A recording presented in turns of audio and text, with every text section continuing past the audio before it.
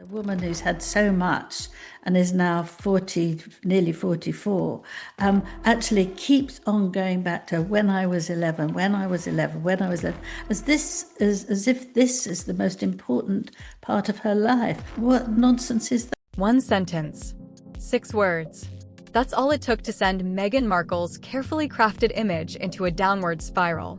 On a brightly lit stage in Austin, Texas, during a Women's Day panel filled with applause and polite nods, Brooke Shields did something no one expected. She interrupted Meghan Markle mid-speech. Not rudely, not aggressively, just truthfully. And with a calm voice and a cutting edge, Brooke said, "When I was 11, I was playing a prostitute." The room fell silent, then exploded with laughter. Meghan froze. What was supposed to be another triumphant retelling of her childhood activism story suddenly became the moment that broke the fourth wall. The script Meghan had relied on for years? Shattered. But this wasn't just about a panel. This was the beginning of something bigger. A shift. A reckoning. A viral moment that peeled back the polish and asked a question no PR team could answer.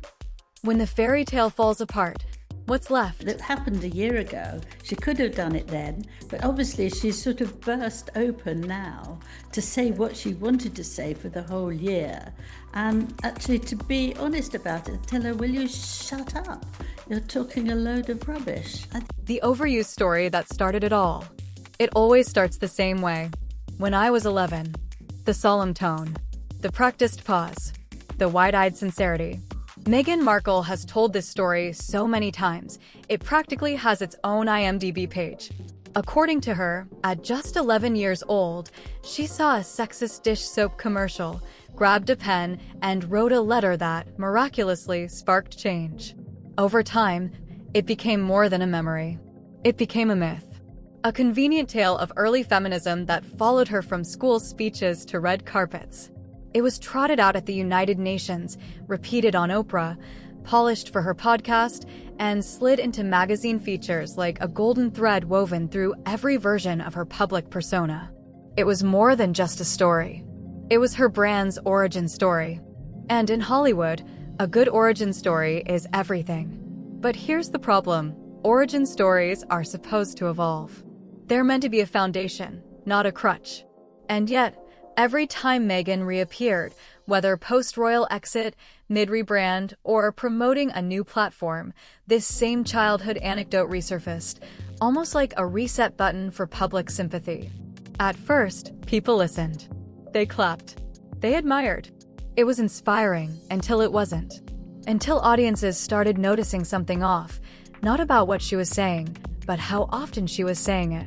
And at the 2024 South by Southwest panel in Austin, Texas, that fatigue finally boiled over. Because on that stage, the "When I was 11" story didn't land. It backfired. And what happened next turned an overused anecdote into a viral downfall. Listening to her for 45 minutes, she said, too boring for words. She just said how awful it is that Brooke Shields interrupts and everything shifts. It started like every other panel. A high-profile event, a prestigious lineup, and Meghan Markle seated front and center, poised and polished, ready to deliver her story. The audience knew what was coming. Meghan's voice softened, her eyes widened just slightly, and there it was, the familiar line. When I was 11. Cue the narrative. The sexist soap commercial. The handwritten letter. The feminist awakening. A moment designed to draw applause. But something was different this time. The energy in the room felt tense. Tired, almost. Like the audience wasn't buying it. And sitting just a few feet away from Meghan was someone who had heard enough. Brooke Shields. Not just an actress. A former child star. A woman whose early life was scrutinized, sensationalized, and, at times, exploited in front of the entire world. And unlike everyone else on that stage, she wasn't about to let a scripted story go unchallenged. As Meghan began her monologue, Brooke gently... So she told her off, shut up. Who cares what you're doing when you're 11? I was doing much more interesting things when I was 11, and, so shut up. This is supposed to be fun. They're supposed to enjoy it. Who the hell do you think you are? leaned forward, smiled, and interrupted with 6 words that split the moment in half. When I was 11, I was playing a prostitute. You could hear the air shift. The crowd froze. Meghan froze. Then the room erupted, not in applause for Meghan, but in laughter and relief, like someone had finally broken a spell. In that moment, Meghan's story didn't just fall flat, it collided with reality. Brooke wasn't rude. She wasn't trying to humiliate anyone. What she did was far more powerful. She held up a mirror, one that didn't reflect branding or polish or performative vulnerability, but truth. Raw, complicated, uncomfortable truth. And just like that, a panel turned into a cultural moment. A perfectly choreographed monologue collided with a lived experience. And Meghan? She wasn't ready for it.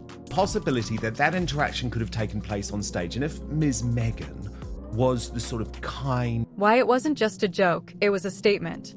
On the surface, it looked like a quick-witted jab. Lovely, gentle, funny person that she makes herself out to be.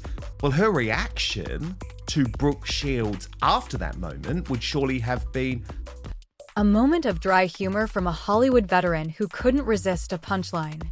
But if you think Brooke Shields' interruption was just a laugh line, you missed the point entirely. Because that 6-word statement wasn't meant to mock Meghan. It was meant to expose a contrast. At 11 years old, Meghan says she was writing protest letters about sexist commercials. Brooke Shields? She was starring in Pretty Baby, a film where she played a child prostitute, directed by adults, consumed by the public, and dissected by the media before she even hit puberty. Brooke wasn't telling a story. She was reliving a trauma. So when she said, "When I was 11, I was playing a prostitute," it wasn't just to undercut Meghan's tale. It was to challenge the myth that performative childhood heroism is the only path to empowerment. Her comment shattered the illusion that every woman needs a perfect, polished origin story to justify her voice. Because real empowerment? It's often messy, complicated, unscripted. And that's why the audience responded the way they did. Not because they were laughing at Meghan, but because Brooke had pierced through the noise. She spoke without branding, without agenda, just a raw, human moment that reminded everyone, you don't need to rehearse your pain for it to be valid. Brooke's interruption wasn't a dig. It was a declaration that not every childhood moment needs to be packaged for applause. That some of the strongest women in the room didn't write letters, they survived. And suddenly, Meghan's polished performance didn't look so inspiring anymore. It looked manufactured. Someone said something about her or really criticized her, and this is one especially about being 11, she then waits to find a way to get her own back.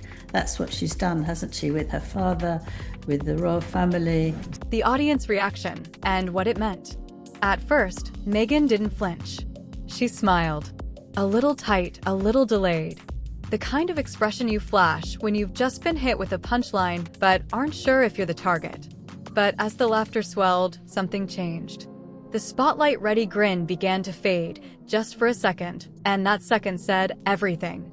Because this wasn't how the "When I Was 11" story was supposed to land. It always worked. It always got nods, claps, admiration. It was safe, familiar, predictable. But now it felt like the audience had grown tired of hearing it, and more than that, they were ready for someone to say it out loud. And Brooke did. The moment went viral almost instantly. TikTok exploded. One creator mashed Brooke's line with a zoom in on Meghan's stunned expression and the caption, "Plot twist." Another edited together clips of every time Meghan had told the dish soap story, turning it into a sitcom-like montage titled, Episode 37, The Soap Strikes Again. On X, formerly Twitter, users dubbed Brooke the real queen of the panel. The applause wasn't just for what she said, it was for the release it gave everyone watching. Like someone had finally broken the cycle. But underneath the memes and mic drop edits, something deeper was unfolding. It wasn't just that the audience laughed. It was why they laughed. They weren't mocking Meghan. They were exhaling. They were tired of being talked to like a TED Talk audience. Tired of the same story, the same pauses, the same emotion on cue. What they wanted, what Brooke gave them, was something real. In Hollywood, losing attention is worse than controversy, because attention can be spun. But fatigue? Fatigue is fatal. And in that moment, the fatigue around Meghan Markle's story, and maybe even her entire persona, finally spilled into the open. The audience reaction, and what it meant. At first, Meghan didn't flinch. She smiled. A little tight, a little delayed. The kind of expression you flash when you've just been hit with a punchline but aren't sure if you're the target. But as the laughter swelled, something changed. The spotlight-ready grin began to fade, just for a second, and that second said everything. Because this wasn't how the "when I was 11" story was supposed to land. It always worked. It always got nods, claps, admiration. It was safe, familiar, predictable. But now it felt like the audience had grown tired of hearing it, and more than that, they were ready for someone to say it out loud. And Brooke did. The moment went viral almost instantly. TikTok exploded. One creator mashed Brooke's line with a zoom in on Meghan's stunned expression and the caption, "Plot twist." Another edited together clips of every time Meghan had told the dish soap story, turning it into a sitcom-like montage titled, Episode 37, The Soap Strikes Again. On X, formerly Twitter, users dubbed Brooke the real queen of the panel. The applause wasn't just for what she said, it was for the release it gave everyone watching. Like someone had finally broken the cycle. But underneath the memes and mic drop edits, something deeper was unfolding. It wasn't just that the audience laughed. It was why they laughed. They weren't mocking Meghan. They were exhaling. They were tired of being talked to like a TED Talk audience. Tired of the same story, the same pauses, the same emotion on cue. What they wanted, what Brooke gave them, was something real. In Hollywood, losing attention is worse than controversy, because attention can be spun. But fatigue? Fatigue is fatal. And in that moment, the fatigue around Meghan Markle's story, and maybe even her entire persona, finally spilled into the open. The cracks in Meghan's narrative. Every great brand has a cornerstone, a story that defines its message, its mission, its magic. For Meghan Markle, that cornerstone has always been the dish soap story. It's the origin of her activism. The moment she claims she found her voice. But what happens when the cornerstone starts to crack? Because the truth is, it already has. Let's start with what wasn't said in all those speeches, interviews, and headlines. The details don't line up. In 2017, Vanity Fair ran a glowing cover story on Meghan. The "when I was 11" anecdote was included at first, but later it was mysteriously removed. Why? According to insiders, fact-checkers flagged inconsistencies they couldn't verify. So the story quietly disappeared from the final edit. Then came her father. Thomas Markle, no stranger to controversy himself, publicly claimed that the dish soap company never replied to Meghan's letter. That he was the one who arranged her Nickelodeon interview, not because of her protest, but because he had TV industry connections. It was less of a child-led revolution and more of a well-connected assist. None of this proves the story was fabricated, but it does raise questions, ones Meghan has never directly answered. And then there's the timing. Each time Meghan's public image hits a reset, whether it's her royal exit, a new podcast, or a media appearance, the dish soap story makes a comeback. Like a reliable script waiting in the wings, ready to remind us she's not just famous, she's purposeful. But with each retelling, the impact fades. And the more it's repeated, the more people begin to notice the shifts in the wording, in the details, in the delivery. And slowly, the question stops being, is this inspiring, and becomes, if this story is so foundational, why does it keep changing? Because when you use a moment to build a brand, to shape your identity, to fuel your platform, you also invite scrutiny. Every version has to match. Every detail has to hold. And Meghan's? Well, hers started slipping. Not just because of what she said, but because the audience had already heard it, and they were no longer sure they believed it. The brand identity crisis. Every public figure has a brand. For Meghan Markle, it wasn't just about being a duchess or a Hollywood actress. It was about being relatable royalty. A woman of empathy, of purpose, of reinvention. Her image was meticulously crafted, the poised advocate, the voice for the voiceless, the symbol of modern womanhood. But behind the speeches, the podcast episodes, and the staged authenticity, that brand had one fragile flaw. It was built on repetition. Meghan's power didn't come from spontaneous moments. It came from scripts, practiced lines, familiar beats, perfectly timed tears. The "When I Was 11" story was just one of many, but it was the most symbolic. And when that story began to fall apart, so did the illusion of spontaneity.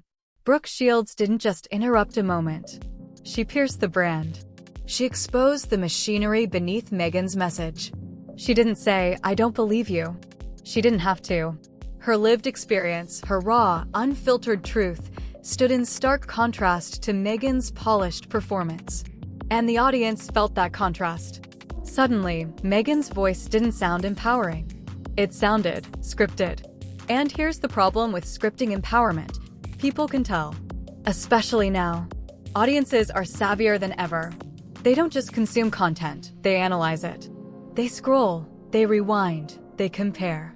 And when every appearance starts to feel like the last one, they stop engaging. They start asking questions. Why does she always go back to this story? Why does it resurface when she's under scrutiny? Why does it feel like she's performing instead of sharing? And worse, if this is her go-to truth, what else has been rehearsed?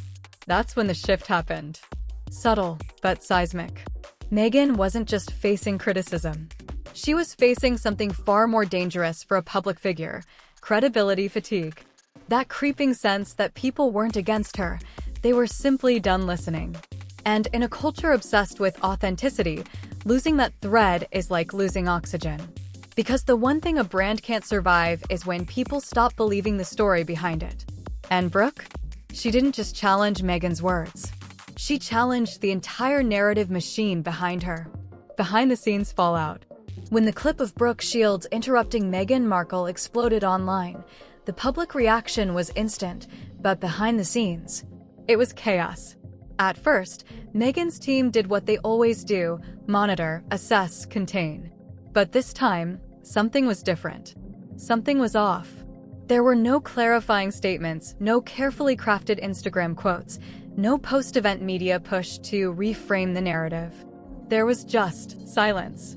And in Hollywood, silence isn't strategy. It's a red flag.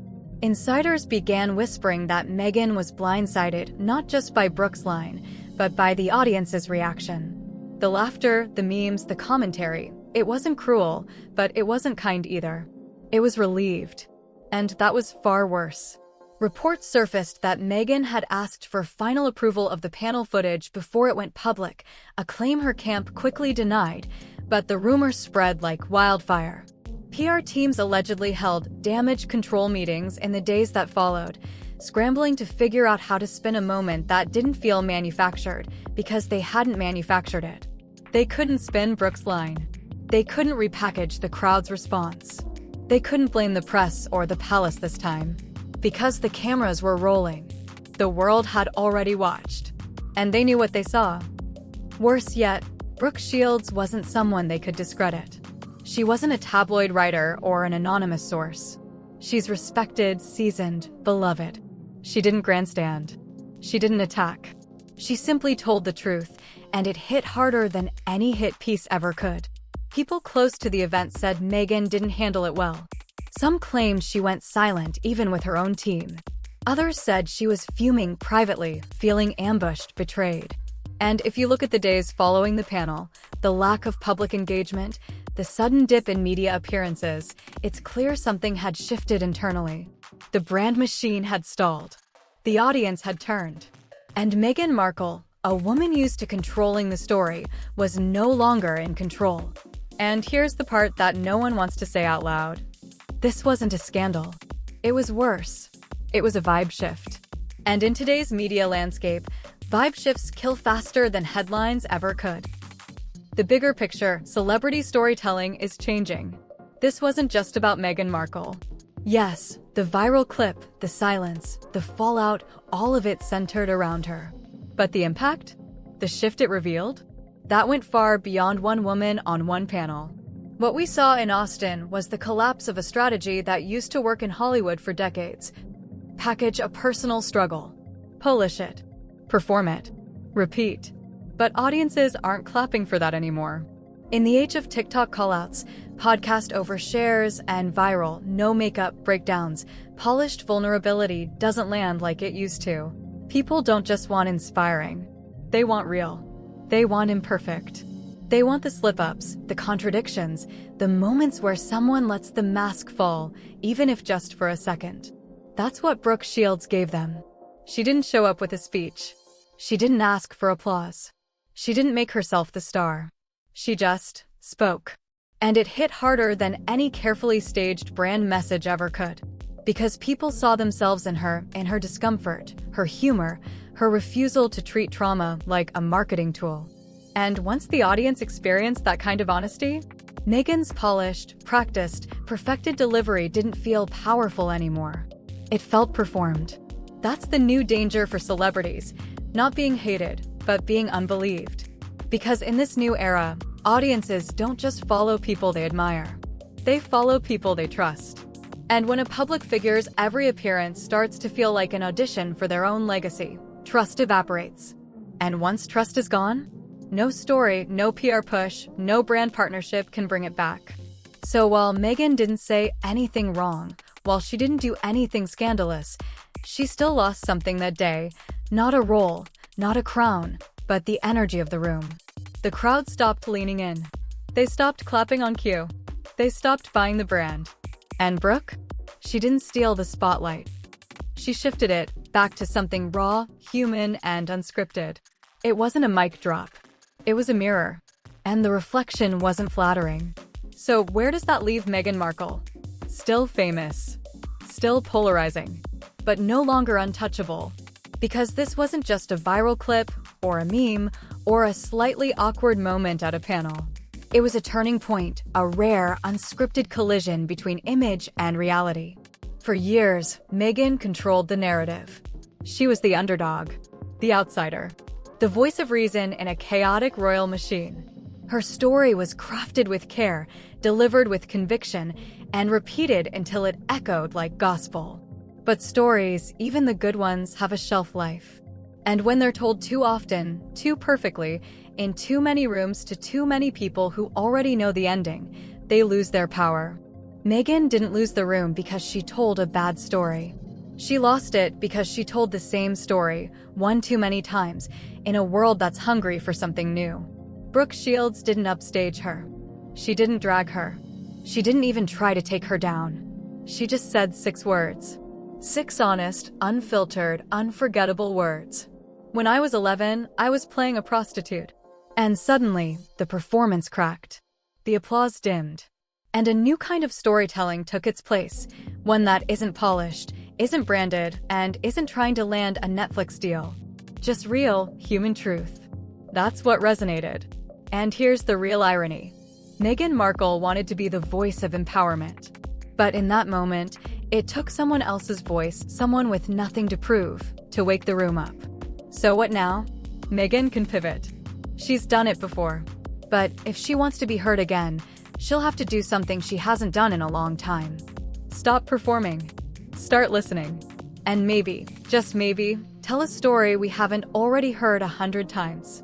Because in today's world, authenticity isn't optional. It's survival.